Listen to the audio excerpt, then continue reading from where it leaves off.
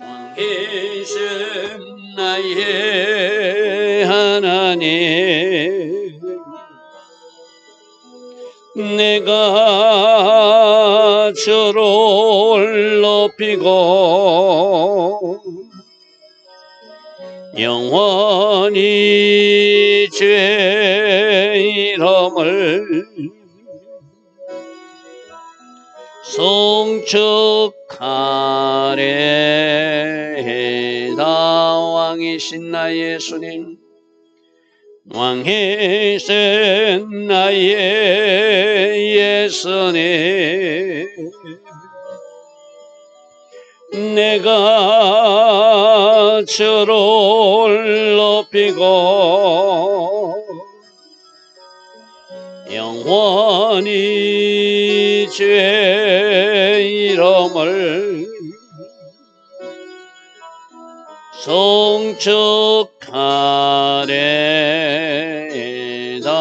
왕이신 나의 예수님, 왕이신 나의 예수님, 내가 주를 높이고 영원히 주의 이름을 송축하리이다. 왕이신 나의 성령님, 왕이신 나의 성령님, 내가 주를 높이고 영원히 주의 이름을 송축하리이다.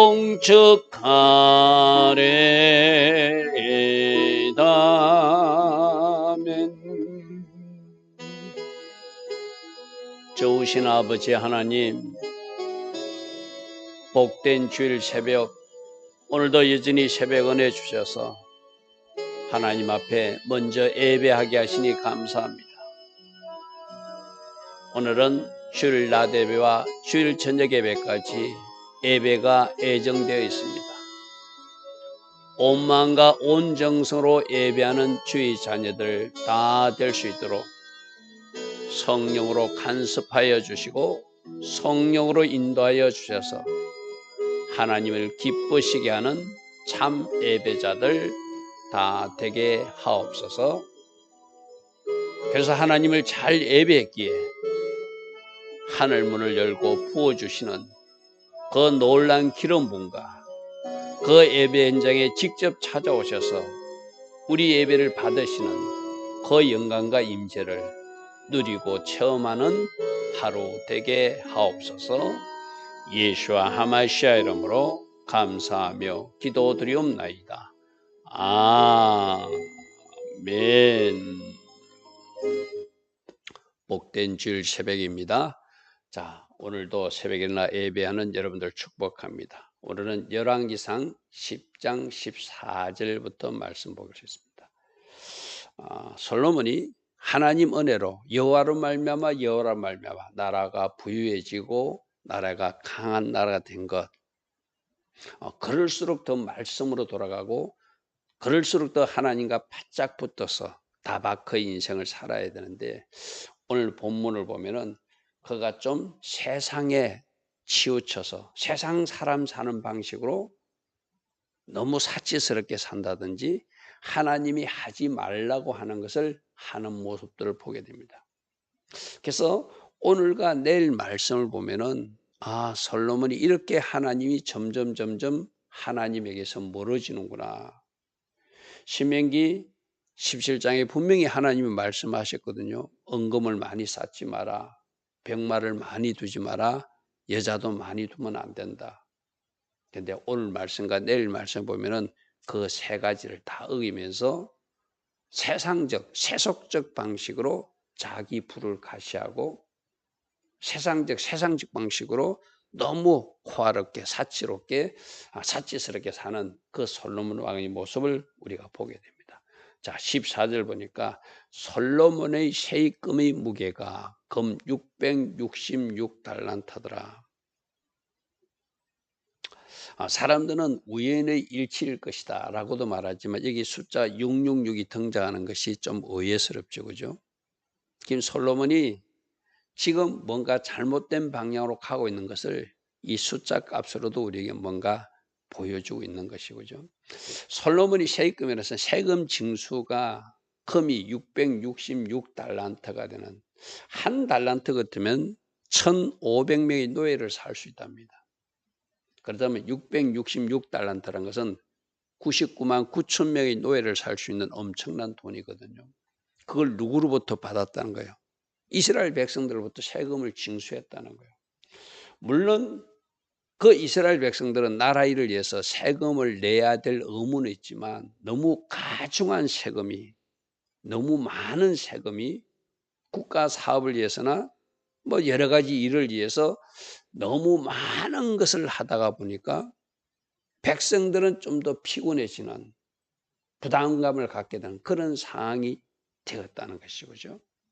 자, 15절을 보니까 세금 징수가 그렇게 많았고 그 외에 또 무역하는 사람 상인들에게는 별도로 또 세금을 징수했다는 거예요.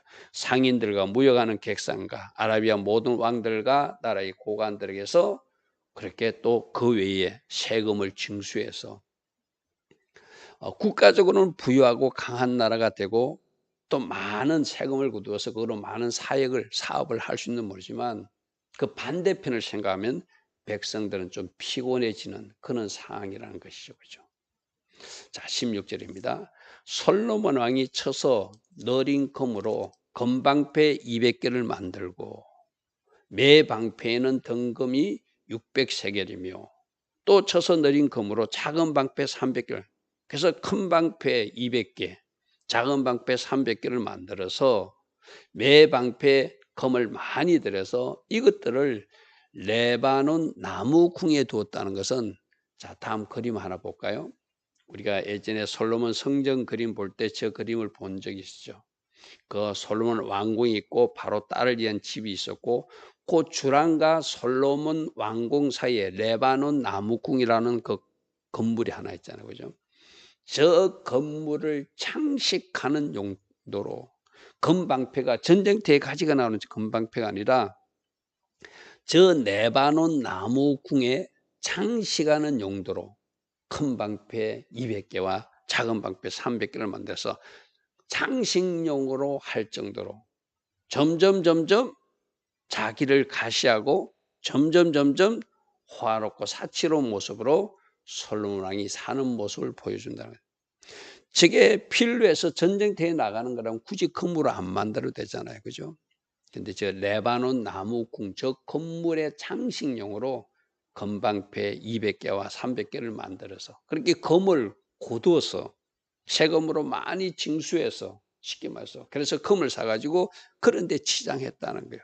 그런 데 치장했다는 거예요. 자, 18절 왕이 또 상하로, 이 상하가 이스라엘 나는 거 아니잖아요. 인도에서 수입한 오빌에서 금을 수입하듯이 인도에서 수입한 상하로 큰 보좌를 만들었다. 그 상하 전체로 임금 그 왕의 자리를 만들지는 않았겠죠. 왕의 자리를 만들 때 이 상하를 사용해서 큰 보좌를 만드는데 장식용으로 또 군데군데 상하를 끼워서 사용했다는 것이겠죠. 상하로 큰 보좌를 만들고 또 금으로 그것을 입히고 그 보좌에는 6층계가 있고 사자 뒤에 둥근 머리가 있는데 어떤 학자들은 이 둥근 머리를 소의 형상 모양을 하고 있었을 것이다. 이렇게 추정하는 사람도 있습니다. 그리고 자기 양쪽에는 팔걸이가 있고 팔걸이 곁에도 사자 하나씩이 서 있는, 그러니까 여러분 보십시오. 하나님이 그를 왕 세운 건 맞아요.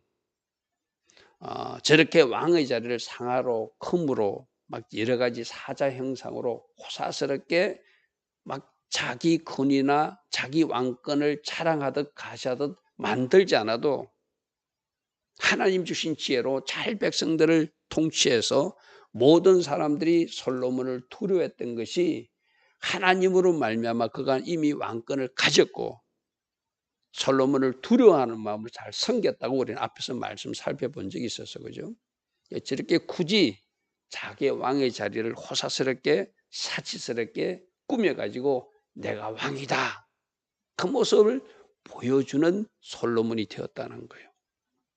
그러니까 하나님과 바짝 붙어서 하늘의 지혜를 구하고 하늘의 지혜로 통치해서 그러지 않아도 그 백성들은 그 왕을 존중하고 높이고 있는데 또 자기는 내가 왕임을 가시하기 위해서 막 금방패를 만들어서 레바논 궁에다 설치하고 저렇게 상아로 정금으로 입혀서 큰 왕의 자리를 만들어서 내가 왕이다 하는 것을 가시하고 싶은 그런 모습들이 솔로몬에게 있었다는 것이죠. 12사자를 세워서 그 12사자는 아마 12지파가 그 왕을 보호자하고 섬긴다는 것을 의미할 수도 있겠죠. 그죠? 6,000개 좌우편에 세우고 어느 나라에도 이같이 맞는 것이 없을 정도로 그렇게 만들어 놨다더라. 자, 21절 보십시오. 솔로몬 왕이 마시는 그릇은 다 금으로 만들었더라. 저 성경에 솔로몬이 하나님이 부유케 주셨지만 솔로몬은 그 부유한 재정을 가지고 백성들을 위해서 많이 좋은 일을 했더라. 가난한 사람들을 구제했다더라. 그리고 국가에 꼭 필요한 사역에 그 금을 사용하고 은을 사용했더라. 이런 기록이 있었다면은 솔로몬이 너무나 아름다운 왕으로 기억됐을 거예요. 그죠? 그가 왕궁을 세우고 성전을 짓고 여러 가지 중요한 사역도 했지만 그가 개인적으로 자기가 마시는 모든 그릇을 금으로 만들고 레바논 그 나무궁의 그릇들도 다 정금으로 만들고 솔로몬 시대에는 은을 귀히 여기죠. 은이 얼마나 값진 건데 그죠? 그런데 은은 가치 있게 여기지 않을 정도로 금으로 가득 채우고 온통 금칠을 해놓고 살았다는 거예요. 쉽게 말해서. 여러분 뒤에 살펴보겠지만 27절부터는 한번 보십시오.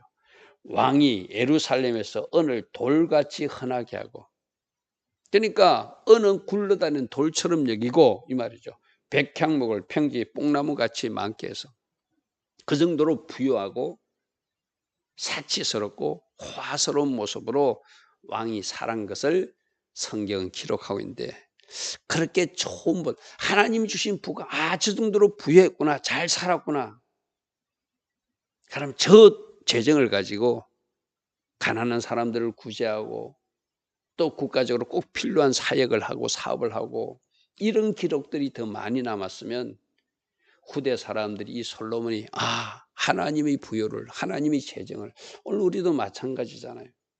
여러분들도 하나님이 어떤 재정의 축복을 해 주셨을 때 그 재정 축복을 내가 혼자 사치스럽게 나를 위해서만 사용하고 집행한다면 그 모습은 결코 아름다운 모습이 아니잖아요. 그죠? 하나님이 나에게 재정적 축복을 주셨으면 그 재정을 나를 위해서도 사용해야 되겠지만 그것을 손을 펴서 두 손으로 움켜쥐는 것이 하늘의 지혜가 아니라고 그랬어요. 그죠? 한 손은 펴는 것이 하늘의 지혜라고 우리는 배웠잖아요. 그죠? 그렇게 흘러가게 하고 뭔가 나누고 섬기는 모습으로 살아야 하나님이 그 사람에게 재정을 주신 그 목적이 이루어지는 모습이잖아요. 그죠? 솔로몬이 저렇게 왕으로서 사치스럽게 화롭게 사는 모습은 그렇게 좋게 보여지지만은 않아요. 그죠? 22절 보십시오. 왕이 바다에서 다시서 배들을 두어서 그 배를 사용해서 저 오빌에서 금도 실어오고 인도에서 상아도 실어왔다는 거예요.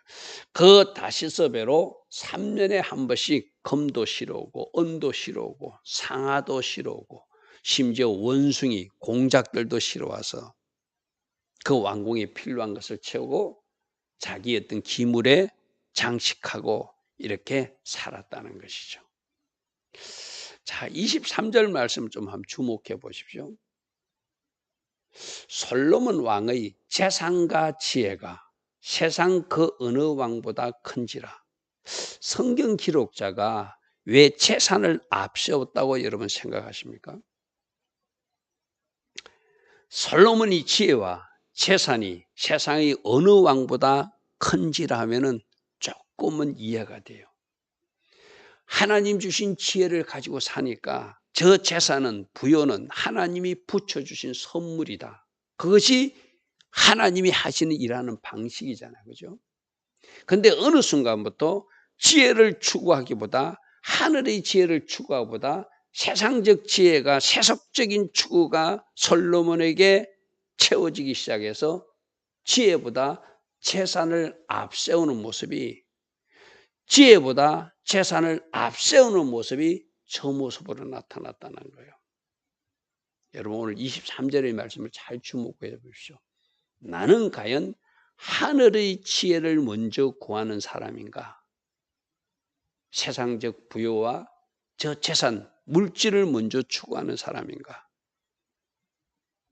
오늘 낮에도 우리는 참 지혜자이신 예수님, 그분은 우리에게 무엇을 가르치는가를 오늘 낮에 말씀으로 들을 거거든요.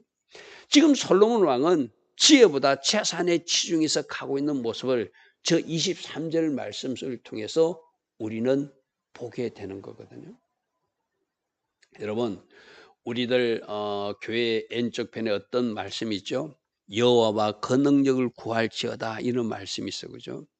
시편 105편 4절의 말씀을 여러분 들어오면 왼쪽 편에 그 벽에 말씀이 있잖아. 여호와와 그 능력을 구하라. 어떻게 하라는 거예요? 여호와부터 구하면 능력은 선물로 따라온다는 거예요. 근데 사람들이 여호와를 구하지 않고 뭘 하고 있다는 것이죠? 능력을 구하고 있다는 거예요. 그것이 잘못되었듯이 오늘 솔로몬도 하늘의 지혜를 구해서 하나님이 그가 부하지 않는 부와 기와 장수도 주었는데 어느 날부터 하늘의 지혜보다, 하나님 주신 지혜보다 재산 쪽에 뭔가 그 마음이 관심이 가 있는 모습을 23절에 재산과 지혜가 그 어느 왕보다 크다, 이 한 절의 표현으로 우리에게 뭔가 말씀하고 있다는 것이죠. 나 오늘 새벽에 일어나 예배하는 여러분들이 하늘의 지혜를 먼저 구하시기 바랍니다. 하늘의 지혜를 구하면, 예수님을 찾고 구하면 예수님은 하늘의 지혜로 사는 사람들에게 필요한 재물도 주시고 장구한 재물도 주신다는 것이 잠언서에 나와 있는 말씀이거든요. 순서가 뒤바뀌면 안 된다. 먼저 우리가 추구할 것과 뒤에 구할 것이 있는데 그 순서가 바뀌어서 재물부터 구하면 우리도 세상 사람과 똑같이 세속적인 사람, 세상 지혜로 사는 사람이 되겠죠. 그죠? 자, 24절입니다. 온 세상 사람들이 하나님께서 솔로몬 마음에 주신 지혜를 듣고 그의 얼굴을 포기해서 어제 살펴봤듯이 스바 왕이 저 아프리카에서 많은 예물을 갖고 찾아오듯이 그들이 각기 예물을 가지고 솔로몬을 만나러 건그릇과 은그릇과 어복과 갑옷과 향품과 말과 노새 해마다 가지고 그렇게 왔더래요. 물론 이것의 수입도 있겠죠, 그죠? 이것도 하나님으로 그가 얻어지는 어떤 결과이기도 하겠죠. 그런데 끝까지 하늘의 지혜를 구하고 하나님 기뻐하신 길을 걸어가서 부가적으로 주는 그 축복 가지고 살아야 솔로몬 모습이 아름다운데 그는 점점 세속으로 향하고 있는 모습을 보여주고 있다는 것이 안타까운 모습이라는 것이죠. 자, 26절에 보니까 여러분 신명기 말씀부터 먼저 한번 볼까요? 신명기 17장 말씀 한번 보십시오.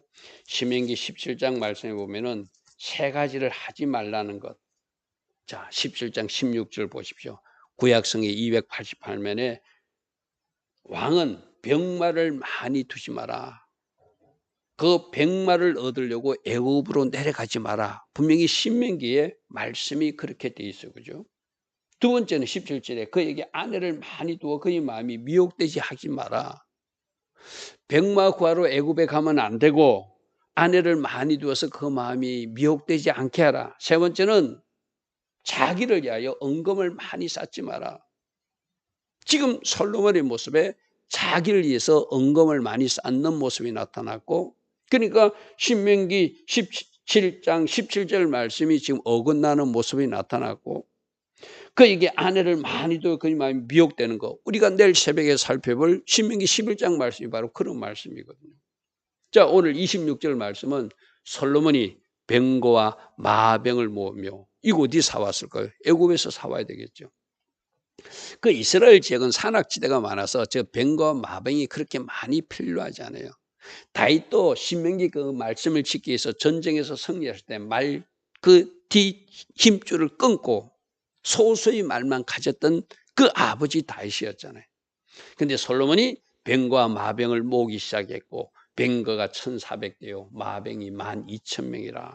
병거 성에도 두고 예루살렘 두고서 하나님이 하지 말라는 것을 하기 시작한, 하나님을 절대적으로 의지해서 이렇게 강한 나라가 됐는데 점점 그가 병거와 마병을 의지하는, 분명히 신명기 말씀에 병마를 많이 두지 말라, 그것 때문에 애굽으로 내려가지 말라 분명히 말했는데 말씀에 어기는 모습들이 나타나요. 그죠?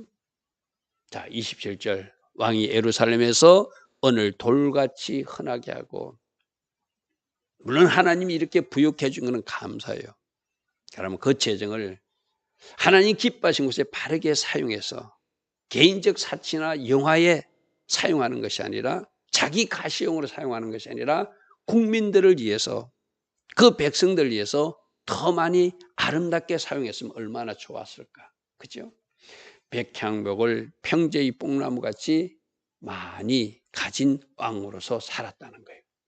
자, 28절 솔로몬의 말들은 애굽에서 들어왔다. 아까 그랬잖아요. 병마를 많이 주지 마라. 그는 병과 마병을 두기 위해서 애굽에서 그것을 사가지고 왔다는 거예요.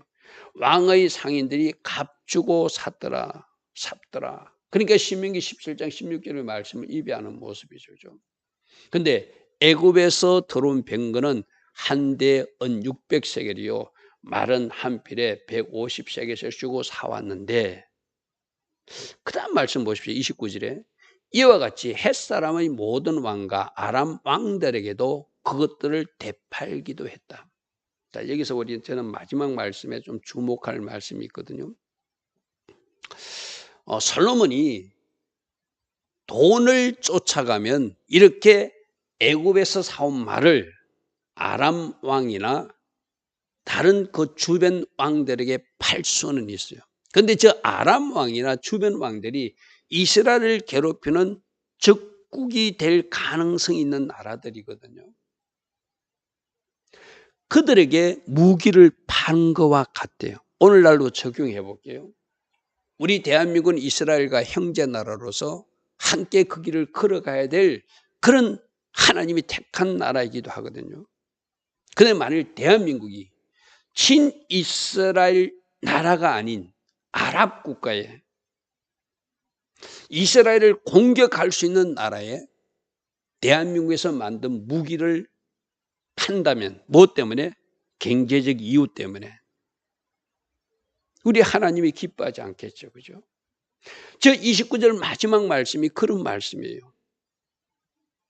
이스라엘을 괴롭히는 그 아람 왕, 그들까지도 병거와 말을 되팔아서 뭐만 생각하니까, 경제적 부유만 생각하니까, 돈만 생각하니까 애굽에서 사와서 팔자.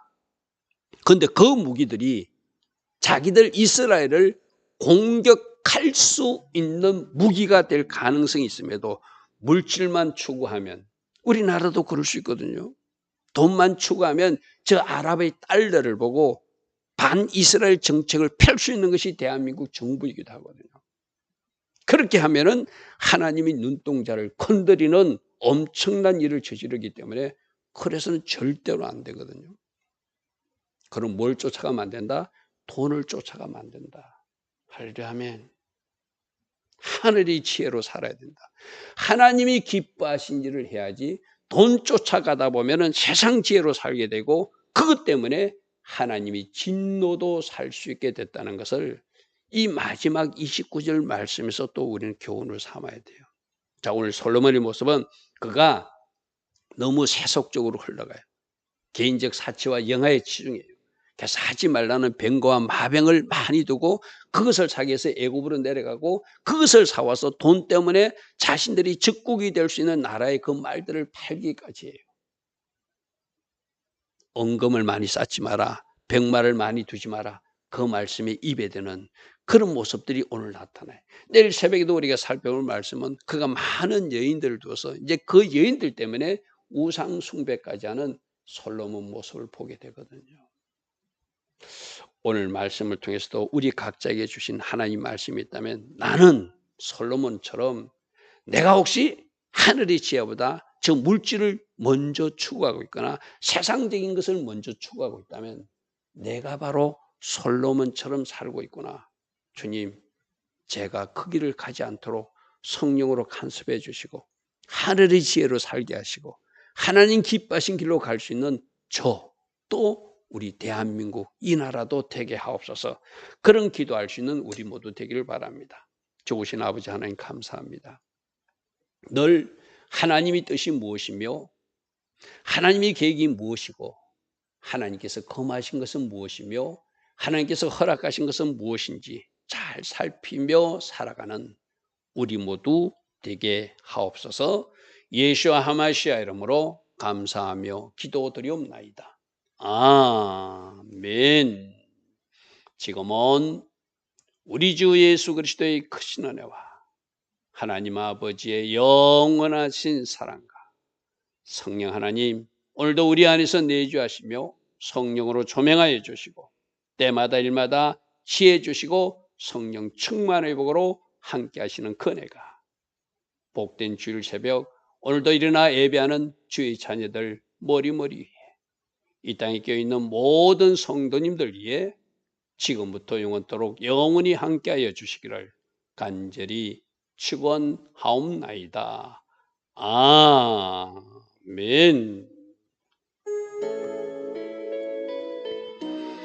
주님 감사합니다. 주님 감사합니다. 할렐루야 할렐루야 주여 완타산나스키아라론나스키 아버지